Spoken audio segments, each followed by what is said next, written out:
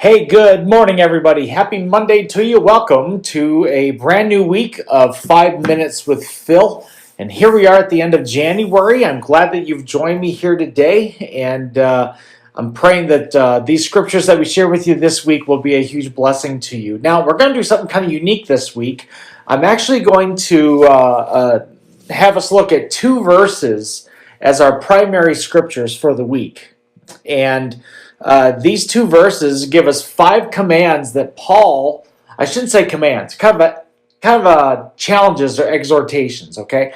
So he gives five of these things to the recipients of this letter, the church in Corinth. So he's talking to a bunch of followers of Jesus, and he is encouraging them as he kind of wraps up this first letter to them. So all week I want to kind of break these down and really unpack them for all of us as we read these scriptures together. So let's go to this scripture. It's just two verses, and let's see what we can find for today. Okay, 1 Corinthians chapter 16, verses 13 and 14. It says this: "Be on your guard, stand firm in the faith.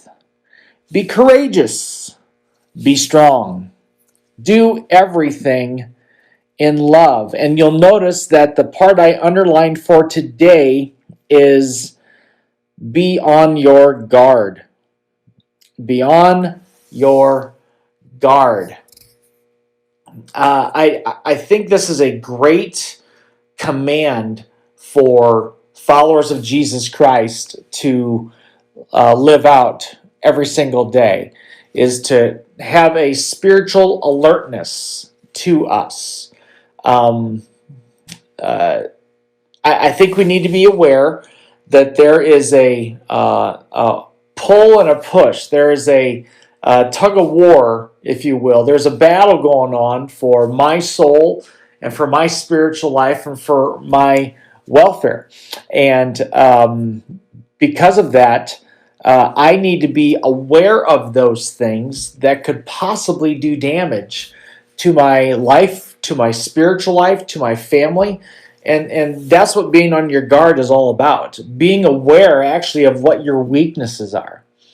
There's a couple verses that I love. 1 Peter 5:9 tells us that we should be alert and we should be of sober mind. And then he goes on to say that our enemy prowls around like a roaring lion, seeking whom he might devour. And we need to have an alertness and an awareness of where our weak spots are. Here's another one. 1 Thessalonians 5:6 tells us that we should be awake and sober in our mind and in our spiritual lives. So my question to each of us here today would be, what are the weak spots that we have? Where are we more prone to failure? Now, the arrogant answer and the absolutely false answer would be, well, I don't have any weak spots. I'm so spiritual. I'm so godly that I just don't have any. And, well, we just uncovered a weak spot for you because you are not spiritually self-aware and you're a little arrogant. So let's just be honest, okay? We need to identify those areas of our lives that are the most prone to being used against us. And that might be in our, it could be a sin issue.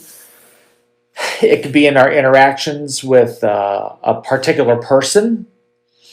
It could be when we're online.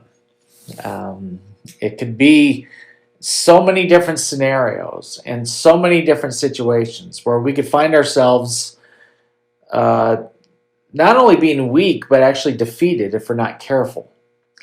And I try to be aware of what mine are, and I would encourage you to be aware of what yours are, and that's actually healthy. You know what that is? That is called being on your guard.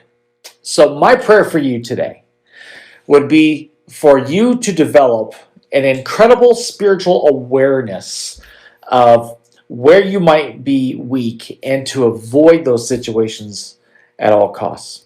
All right?